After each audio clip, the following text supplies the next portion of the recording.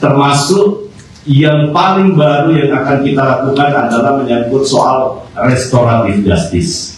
Ini yang paling banyak juga didiskusikan dan banyak mendapatkan kritikan. Padahal sesungguhnya dengan restoratif justice, maka tidak semua tindak pidana itu kemudian akan bermuara di pengadilan, berujung di pengadilan.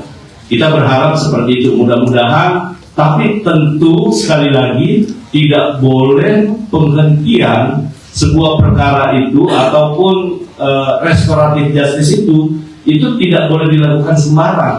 Itu pasti nanti harus ada penetapan pengadilannya.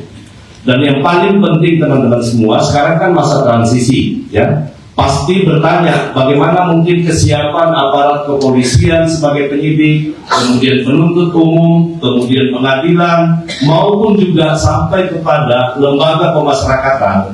Saat ini baik kepolisian, kejaksaan, Mahkamah Agung sudah membuat surat edaran teman-teman semua kepada Kapolda, Kajati, Kapolres, Kajari, bahkan Kajabjari dan seluruhnya terhadap penyesuaian pemberlakuan undang-undang hukum acara pidana kita yang berlaku di tanggal 2 Januari. Namun demikian, saya persilakan kepada Pak Wamen untuk menjelaskan terkait dengan 12 isu krusial di undang-undang kuat kita. Silakan. Ya, terima kasih Pak Menteri, saudara-saudara.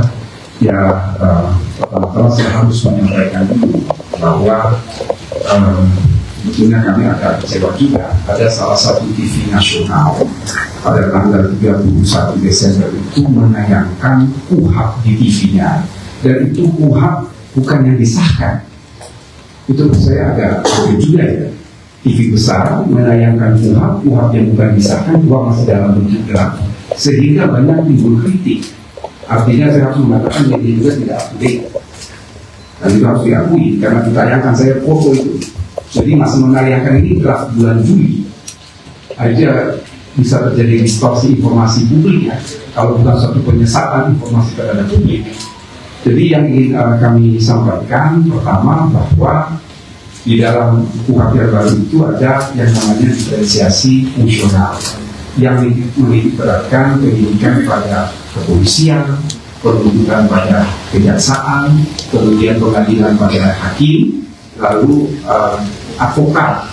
Dia bertugas memberikan pembelaan dan bantuan hukum supaya perkara pidana itu dilihat secara profesional dan proporsional, dan pembimbing kemasyarakatan yang bertugas membina terpidana atau narapidana.